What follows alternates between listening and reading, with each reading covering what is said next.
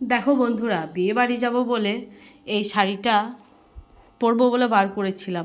এই শাড়িটা হচ্ছে আমার বিয়ের শাড়ি।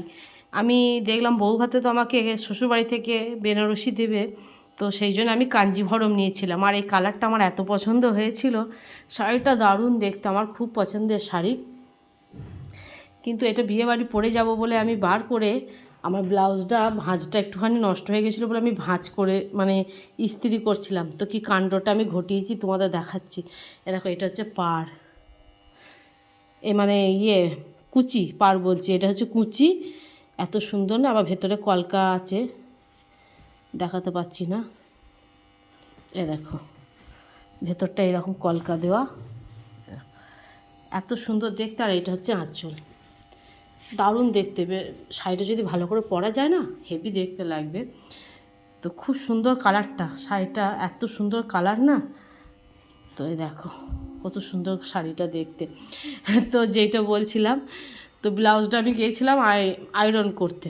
তো আমি দেখো কি করে ফেলেছি ব্লাউজটা আমার বিয়ের, তবু সাইডগুলো খুলে হচ্ছিল গায়ে।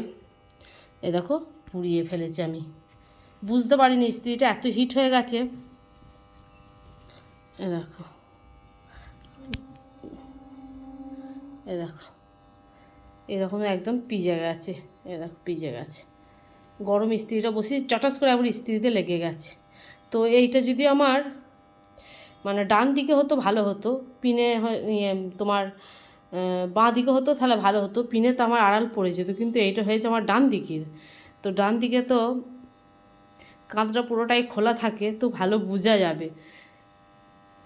বাঁ দিকে হলে অসুবিধা ছিল না, পরে যাওয়া যেত ম্যানেজ করে। সুন্দর ব্লাউজটা ছিল গো, দেখো সুন্দর ব্লাউজটা আমার। তো অগত্যা এই শাড়িটা বার করেছি পরে যাব বলে। এই শাড়িটাও সুন্দর শাড়ি, কিন্তু বিয়েবাড়ি মানে শীতকালে বিয়েবাড়ি পরে এই শাড়িটা আমি চয়েস করেছিলাম। কেননা শীতকালে চাদর টাদর নেবো না, সোয়েটার পরবো না, ভারী শাড়ি ভালো হবে। এগুলো তো গরমকালে ক্যারি করা যায় না, প্রচণ্ড গরম করে আর কুটকুট করে দেখেছি প্রচণ্ড গরমকালে। তো শীতকালে